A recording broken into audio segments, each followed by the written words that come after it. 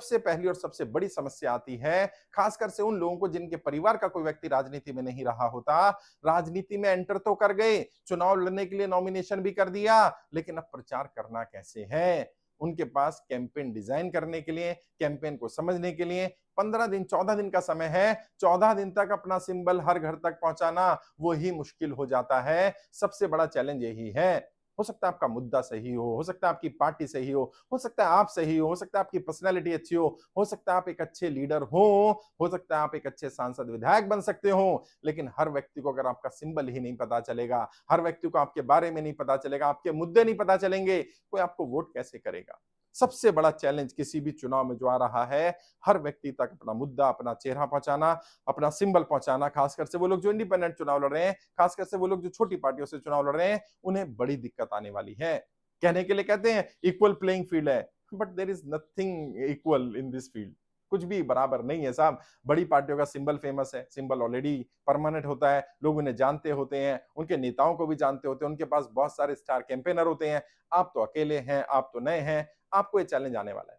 इसकी तैयारी पहले ही करिए। किस तरह से आप अपना पूरा कैंपेन डिजाइन करेंगे? आपकी लोकसभा, आपकी विधानसभा, आपका वार्ड, जो भी आप चुनाव लड़ रहे हैं, हर घर तक आपकी बात कैसे पहुंचेगी? किस भाषा में पहुंचेगी, किस तरीके से पहुंचेगी? आजकल तो सोशल मीडिया का जमाना है, उसका कैंपेन डिजाइन कैसे करना है, ऑफलाइन कैंपेन कैसे डिजाइन करना है, और मल्टीपल तरह से जानी चाहिए। ये नहीं होगा कि आपने सिर्फ सोशल मीडिया पर डाल दिया, बात खत्म हो गई, घर बैठ गए। नहीं, सोशल मीडिया भी जाएगा, पैम्फलेट भी जाएगा, बैनर भी जाएगा, होर्डिंग भी जाएगा, पोस्टर भी जाएगा। जितने प्रचार के 75 तरीके हैं, ज्यादा से ज्यादा इस्तेमाल किए जाएंगे, तो आप चुनाव में फाइट दे पाएंगे। जीते हैं हारे वो अलग बात है, वरना अगर नहीं कर पाए, कैंपेन ही डिजाइन नहीं कर पाए, तो चुनाव में पिछड़ जाएंगे। सबसे बड़ा चैलेंज, सबसे पहला चैलेंज। दूसरा, किसी भी चुनाव को जिताता कौन है? हमें लगता है पब्लिक हमें वोट कर देगी और हम जीत जाएंगे। बिल्कुल सही है, पब्लिक ही जिताएगी, लेकिन पब्लिक क्या है? पब्लिक एक हवा की तरह है, लहर की तरह है, लेकिन अगर बहुत तेज आंधी चल रही हो और आप ट्यूब लेकर खड़े हो जाए, तो ट्यूब में हवा नहीं भरेगी। यानी अगर पब्लिक है, वोटर हमारा, और ये ट्यूब मान लेते हैं ईवीएम हमारी मशीन है, हमें वोट डलवाना है, तो यहां पहुंचाएगा कौन? हमारा कार्यकर्ता। जिसके पास जितने ज्यादा कार्यकर्ता होंगे, जितने कर्मठ कार्यकर्ता होंगे, जिसके पास कार्यकर्ताओं की भीड़ ज्यादा होगी, उसके चुनाव जीतने की संभावना ज्यादा होगी। वो ज्यादा आसानी से लोगों तक अपनी बात पहुंचा पाएगा, वो ज्यादा लोगों को अपने साथ जोड़ पाएगा। वोट किससे ज्यादा मिल रहा है? देखिए ना, देश में चाहे लोकसभा की बात कर लें, विधानसभा की बात कर लें, वार्ड की बात कर लें, ज्यादातर पार्टियों के उम्मीदवार जीत रहे हैं, या वो जीत रहे हैं जिन्होंने अपनी मजबूत टीम बनाई हुई है। वो लोग तो जीत ही नहीं पा रहे जिनके पास टीम नहीं है, जिनके पास कार्यकर्ता नहीं है। पैसा है लेकिन सफल नहीं हो पा रहे, पैसा है लेकिन चुनाव नहीं जीत पा रहे, पैसा है लेकिन आगे नहीं बढ़ पा रहे। कारण क्या है? कारण है वो कार्यकर्ता नहीं है जो वोटर को कन्वर्ट करेगा, जो सपोर्टर को कन्वर्ट करेगा, जो हमारे साथ देने वाले को कन्वर्ट करेगा, जो लोगों को हमारे पास लेकर आएगा, जो हमसे वोट डलवाएगा, लोगों से वोट डलवाएगा, जो हमारे लिए लहर बनाने का, हमारे लिए काम करने का काम करेगा। और कार्यकर्ता नहीं है, आप सोचते मैं पैसे वाला हूं, मैं आऊंगा, मैं पेड़ लोग रख लूंगा। रख लीजिए। जो पैसे लेकर आपके लिए काम कर सकता है, वो किसी दूसरे से पैसे लेकर आपके लिए काम नहीं भी तो कर सकता है। समझिए ना भाई, आपने 500 रुपया दिया उसको काम करने का, किसी ने 500 रुपया और दिया कि काम मत करो, तो पैसा आपसे लेगा, काम भी नहीं करेगा, क्योंकि दूसरे ने पैसा दे दिया, उसको तो डबल पैसा मिल गया। तो ये अपने आप को धोखा मत दीजिए भाई।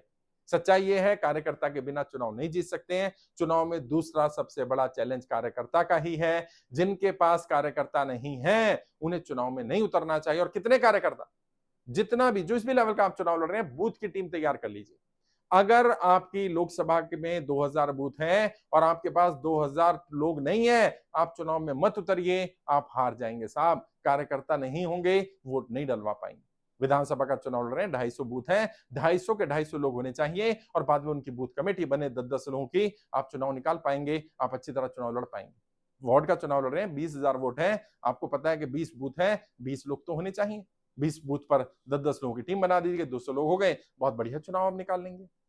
ये कार्यकर्ता का ना होना, ये दूसरा बड़ा चैलेंज आ रहा है, और बहुत लोगों को आ रहा है। और किनको आ रहा है? जो मैंने बताया, नए लोगों को आ रहा है, जिनका कोई परिवार का व्यक्ति राजनीति में नहीं रहा, जो कभी राजनीति में नहीं रहे, उन्हें समझ में नहीं आ रहा कि कैसे किया जाए, किस तरह से हम राजनीति में आगे बढ़े, क्योंकि वो तो कभी काम किया नहीं है, और जब किया नहीं है तो कौन बताएगा। और जिन्होंने किया है, जो कर रहे हैं, उन्हें तो पता है सबसे पहले वो कार्यकर्ता ही तैयार करते हैं। ऑनलाइन उनके फॉलोअर भले ही 10,000 हों, लेकिन ग्राउंड पर 1 लाख लोग उनके लिए तैयार हैं। वो ज्यादा बड़ी चीज है, बजाय कि आप 1 लाख फॉलोअर ले लें लेकिन ग्राउंड पर आपके साथ 100 लोग भी नहीं है, तो वो कोई फायदा नहीं है।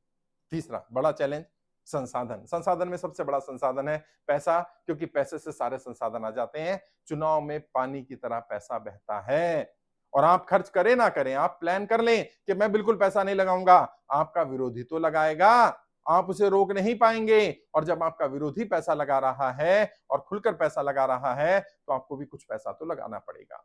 अब हम लोग कहते हैं क्राउड फंडिंग पर डिपेंड रहना चाहिए, क्योंकि व्यक्ति अगर अपनी जेब का पैसा लगाएगा तो उसका पहला टारगेट उस पैसे को कमाना होगा। बात सही भी है, लेकिन समस्या क्या है, जनता भी तब तक पैसा नहीं देती जब तक जनता को लग ना रहा हो कि व्यक्ति जीत रहा है। तो क्या हो गया, वो अंडे और मुर्गी वाली बात हो गई। पहले मुर्गी आएगी कि पहले अंडा आएगा, पहले जनता पैसा देगी और फिर हम चुनाव लड़ेंगे, या पहले हम चुनाव लड़ेंगे और फिर जनता पैसा देगी? आइडियली यही होता है, आप अपना पैसा जेब से खर्च करते रहिए। जनता को अगर विश्वास हो गया, जनता को आप पर भरोसा हुआ, तो जनता आपको पैसा दे भी सकती है, नहीं भी दे सकती है, उसके लिए भी तैयार रहिए। तो लेकिन जनता, जनता ही सब कुछ है, जनता ही जनार्दन है, जनता पर ही डिपेंड करेगा अगर जनता आपके साथ खड़ी हो जाएगी। और मैं अक्सर बोलता हूं, अगर आपने लोगों से पैसा ले लिया तो समझ लीजिए आपने चुनाव निकाल लिया, आप चुनाव जीत गए। जो पैसा दे देगा वो वोट भी दे देगा, जो पैसा नहीं देगा वो वोट नहीं देगा। अगर आप क्राउड फंडिंग पर डिपेंड हैं, तो सबसे पहले जनता से पैसा निकलवाने के लिए भी आपको पैसा लगाना पड़ेगा। कुछ पैसा जेब से लगाइए, चाहे भले 1 रुपया दे जनता, लेकिन अगर जनता पैसा दे देगी तो जनता आपको वोट भी दे देगी। जनता पैसा नहीं देगी तो पूरी पूरी संभावना जनता वोट भी नहीं देने वाली है।